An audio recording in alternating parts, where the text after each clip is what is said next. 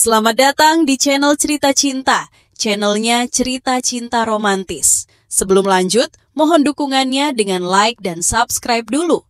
Ternyata aku anak orang kaya. Bagian 60. Duduk di sofa dulu.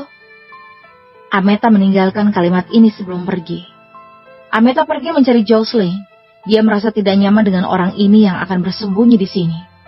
Saat ini Jocelyn berjalan turun dari lantai 2 dengan piyama merah muda. Jocelyn baru saja selesai mandi, jadi wajahnya tanpa riasan, namun parasnya tetap cantik bagaikan aset negara. Kamu udah datang ya? Xavier nggak nyakitin kamu kan? Tanya Jocelyn dengan sedikit khawatir sambil berjalan. Tidak, dia mengirim orang buat mengawasiku. Erwin tentu sedang berbicara omong kosong. Jelas dia sendiri yang mengirim orang buat mengawasi Xavier. Kayaknya hari-harimu ke depannya akan sulit dilalui. Tapi kalau sembunyi di tempatku, dia nggak bakal berani berbuat apa-apa padamu. Jocelyn duduk di tempat duduk yang jauh dari Erwin, dan mulai makan apel yang ada di atas meja kopi. Erwin yang menatap dari samping bisa melihat lekukan tubuh Jocelyn yang indah dan menggoda. Anak sialan, kau lihat kemana? Ameta memperhatikan Erwin dari tadi, dan berpikir kedatangan anak sialan ini jelas ada maksud lain. Erwin terdiam beberapa saat. Dia hanya melihat lekukan tubuh Jocelyn sebentar. Lagi pula Jocelyn itu juga tunangannya. Memangnya apa yang salah kalau menatap tunangannya sendiri secara terang-terangan seperti ini? Tapi Erwin tetap tidak mengatakannya secara langsung. Tante, bagaimanapun dia sudah menyinggung Xavier karena melindungiku. Biarkan saja dia bersembunyi di sini sebulan. Setelah sebulan nanti aku akan pergi dari sini. Jadi selanjutnya dia hanya bisa bergantung pada dirinya sendiri. Ujar Jocelyn memperbolehkan Erwin bersembunyi selama sebulan di sini, yang sudah merupakan hal terbaik bisa dia lakukan. 1 bulan. Ameta tidak tahan dengan ini. Matanya menjadi dingin saat menatap Erwin. Membayangkan tinggal bersama anak sialan ini selama sebulan saja dia sudah tidak tahan. Namun Erwin juga sedikit terpana, karena tak menyangka Jocelyn akan memperbolehkannya untuk bersembunyi di sini selama sebulan. Kedatangan Erwin kali ini bukan untuk menghindari pengejaran Xavier, tetapi bertujuan untuk memancing Jocelyn ikut dalam rekaman program Wildness Live. Tapi bagaimana cara memancing bintang terkenal ini untuk bergabung? Tentu dia harus berpikir sembarang mungkin. Jelas tidak baik kalau langsung belak-belakan. Mungkin Jocelyn akan membencinya dan mengusirnya dari villa. Sehingga dia harus mengakali ini. Kehidupan Jocelyn sangat sederhana. Agar terhindar dari paparazzi yang memotret, dia hanya bisa bersembunyi di dalam villa. Bahkan membeli barang saja Ameta yang melakukannya. Memanfaatkan waktu Ameta pergi berbelanja, Erwin diam-diam duduk di sebelah Jocelyn. Pada saat ini, Jocelyn sedang menonton acara TV sambil makan keripik kentang, yang terlihat tidak ada bedanya dengan gadis rumahan. Melihat ini, Erwin memutar matanya dan sepertinya punya ide. Jo, pernah dengar Wildness Live musim terbaru? Jocelyn mengangguk, tetapi tidak memandang Erwin, dan fokus dengan serial TV-nya. Tertarik buat ikut Wildness Live ini? Lagian pasti bosan harus sembunyi dalam rumah mulu kan?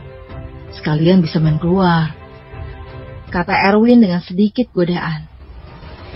Ikut acara Wildness Live. Jocelyn tampaknya sedikit tertarik dan berbalik untuk melihat Erwin. Begitu sadar, Erwin terlalu dekat dengannya. Dia mundur sedikit untuk menjaga jarak dan menghela nafas. Tante nggak bakal ngizinin aku ikut acara alam liar seperti itu. Gimana kalau tante mau setuju? Erwin merasa bahwa Jocelyn ini masih lumayan tertarik dengan kehidupan hutan belantara seperti ini. Lagi pula, terlalu membosankan kalau harus tinggal di rumah setiap hari. Dan sepertinya Jocelyn juga memang ingin ikut. Mana mungkin tanteku setuju aku ikut acara alam liar seperti itu. Kalau kamu bisa membujuknya, tentu aku tertarik buat ikut acara itu. Bagaimanapun, tinggal di dalam villa selama sebulan terlalu membosankan. Jocelyn meregangkan tubuhnya dengan malas, lalu memeluk sebuah boneka beruang, menemukan tempat yang nyaman untuk berbaring di sofa, dan merentangkan kaki putih dan halusnya yang panjang di hadapan Erwin. Erwin yang melihat itu terpana sejenak. Begitu Jocelyn sadar kalau masih ada seorang pria asing yang duduk di sampingnya, dia duduk lagi dan menutupi paha indahnya dengan boneka beruang itu. Coba, lihat tante udah balik belum? Jocelyn mengerutkan kening, merasa ada seorang pria asing di rumah benar-benar merepotkan sekali, karena dia tidak bisa berbaring sesuka hati. Oh. Erwin dengan cepat berdiri dan pergi keluar untuk menunggu. Setengah jam kemudian, Amete memakai masker beserta topi akhirnya pulang dari belanja. Begitu memasuki villa, dia tidak bisa menahan diri untuk mengeluh. Para paparazzi ini sungguh merepotkan. Mereka kok bisa tahu sih kamu tinggal di sini? Mereka itu ada di mana-mana. Aku mau keluar beli barang aja udah kayak mau maling. Saat berbicara, Ameta melirik Erwin dengan jijik.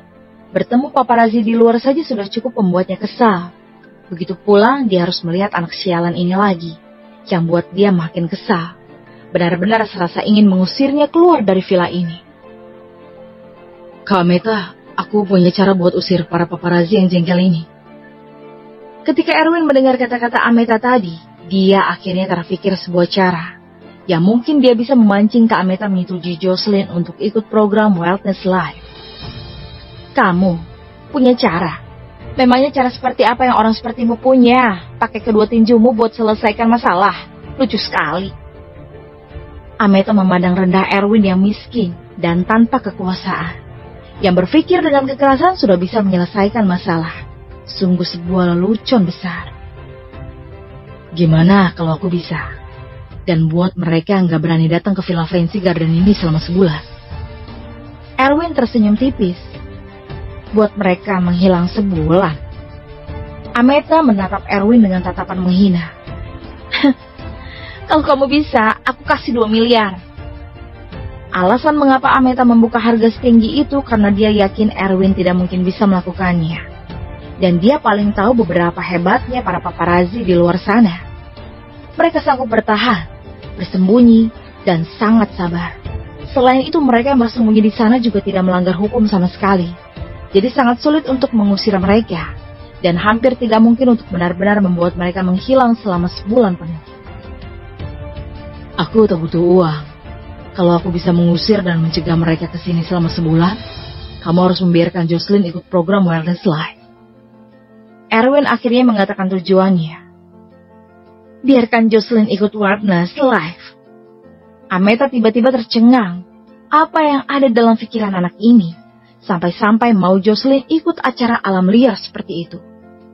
Segera, matanya tanpa sadar melihat ke arah Jocelyn yang sedang menonton TV. Dan sepertinya Jocelyn tidak peduli dengan percakapan mereka.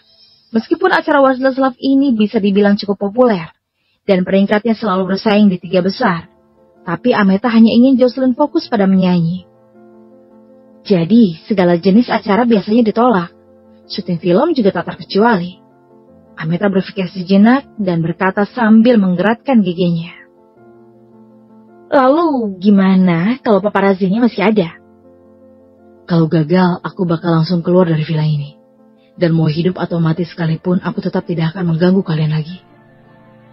Erwin akhirnya mengeluarkan umpan yang Ameta paling inginkan, yaitu bisa mengusir Erwin keluar dari sini. Jadi Erwin yakin, begitu umpan ini dilemparkan, Ameta pasti akan terpancing dan setuju. Dan faktanya persis seperti yang diharapkan Erwin. Ini kamu yang bilang ya? Aku nggak maksa sama sekali. Jocelyn, kamu juga dengar kan? Kata Ameta sambil memanggil Jocelyn dengan kuat dan memintanya untuk bersaksi. Jo, ini dia yang bilang sendiri ya. Kalau paparazzi yang jongkok di luar itu nggak hilang sebulan, dia akan tinggalkan villa ini. Lalu kalau dia bisa, aku boleh ikut Wellness Live kan? Jocelyn sepertinya sangat peduli dengan ini. Karena dia merasa bosan di villa dan ingin keluar untuk cari udara segar. Ameta tidak menyangka Jocelyn saking ingin keluar seperti ini. Tapi dia bisa maklum juga. Oke, kalau dia buat paparazzi di luar itu menghilang, aku janji membiarkan Jocelyn ikut Wellness Live itu. Ameta berpikir, bagaimanapun orang ini tak mungkin bisa melakukannya. Jadi bukan hal buruk juga biarkan Jocelyn senang sebentar. Pada saat yang sama, Dia juga sudah pastikan janji Erwin, dan Jocelyn sudah bersaksi kalau dia diburu oleh Xavier, jangan pernah berpikir untuk masuk villa ini lagi. Melihat Ameta akhirnya setuju, Erwin tidak bisa menahan senyumnya. Kalau gitu, aku pergi urus masalahnya. Setelah berbicara, Erwin langsung meninggalkan villa dan dengan cepat menghilang dari pandangan mereka berdua. Setelah keluar dari villa, sambil berjalan menuju pusat layanan di kompleks Villa Fancy Garden ini, Erwin menelpon Damon dan memintanya menyuruh penanggung jawab kompleks villa ini untuk datang bertemu dengannya di pusat layanan secepat mungkin. Oke, Tuan Muda. Damon segera menyetujui permintaan Erwin dan dengan tegas menjalankan instruksinya. Erwin pun tiba di pusat layanan kompleks Villa Fancy Garden. Tanpa menunggu lama, seorang pria parubaya yang tinggi datang menyambut Erwin dengan ramah. Permisi, Anda Erwin? Tuan Muda Smith bukan? Iya, betul. Erwin mengangguk. Sepertinya pria parubaya ini adalah penanggung jawab kompleks villa ini. Halo Tuan Muda Smith, nama saya Austin. Kalau ada keperluan tolong bilang sama saya, kata Austin dengan rendah diri. Berapa banyak satpam yang ada di sini? Tanya Erwin langsung ke intinya tanpa basa-basi. Ada sekitar 30 satpam yang bertugas di sini setiap hari. Dan ada sekitar 100 satpam yang siap siaga. Austin tidak berhenti menyembunyikan apapun dan mengatakan secara jujur. Erwin mengangguk. Area kompleks villa kelas atas semacam ini memang butuh setidaknya 100 satpam. Tetapi Erwin masih merasa ini kurang dari yang diinginkannya. Rekrut lagi sampai 2 kali lebih banyak. Aku akan tanggung jawab semua biayanya. Erwin berpikir dengan adanya sekitar hampir 300 satpam, seharusnya bisa mengusir semua paparazi yang ada di dalam radius 1 kilometer di kompleks villa ini. 2 kali jumlahnya. Austin sedikit tercengang. Kalau begitu total satpam akan mencapai 300 kalau dibulatkan. Memangnya untuk apa butuh satpam sebanyak itu? Tapi Austin tidak berani bertanya langsung pada Erwin. Kerahkan semua satpam untuk mengusir semua paparazi atau siapapun yang mencurigakan dalam radius 1 kilometer di sekitar kompleks villa ini, kata Erwin dengan ekspresi seriusnya. Baik Tuan Smith, kalau boleh tahu berapa lama ini akan berlanjut? Austin tidak bisa menahan diri untuk bertanya lagi. Sebulan, 24 jam setiap harinya. Terus kirim satpam untuk jaga. Selama sebulan ini, paparazi, wartawan, atau orang yang mencurigakan tidak boleh masuk ke kisaran 1 kilometer di sekitar area villa ini. Kalau tidak, kamu gak perlu lanjut bekerja sebagai penanggung jawab di sini lagi. Paham? Erwin sungguh kejam kali ini. Baik Tuan Muda Smith, saya akan atur. Austin menyika keringat di dahi dan turun tangan untuk membuat mengatur ini dengan serius. Setelah melakukan semua ini, Erwin tersenyum sedikit, lalu berbalik dan berjalan kembali.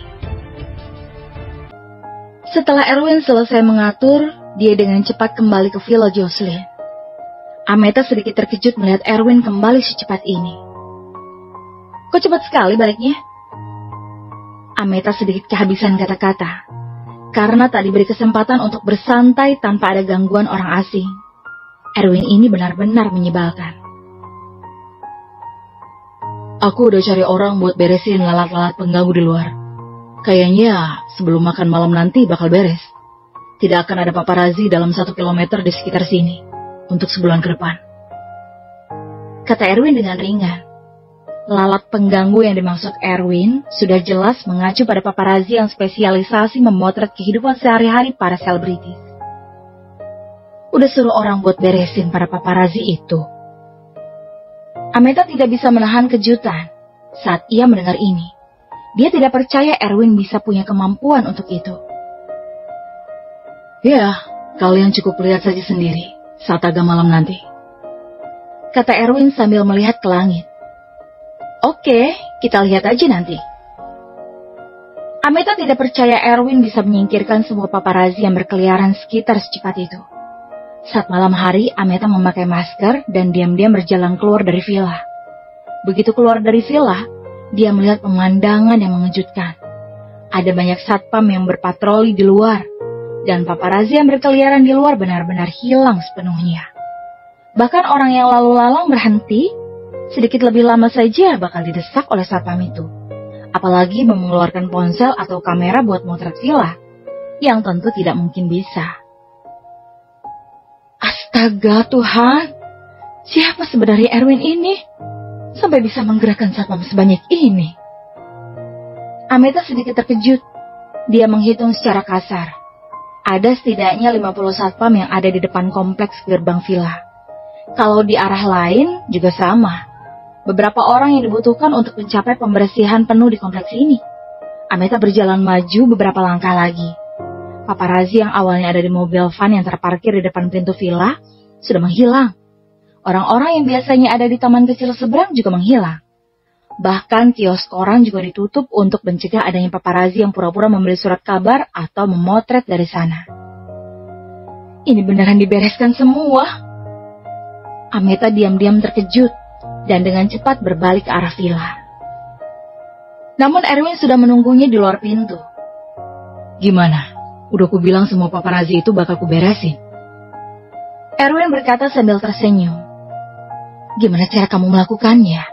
Sampai bisa menggerakkan satpam sebanyak itu sih? Ameta mulai curiga dengan identitas Erwin. Bersambung.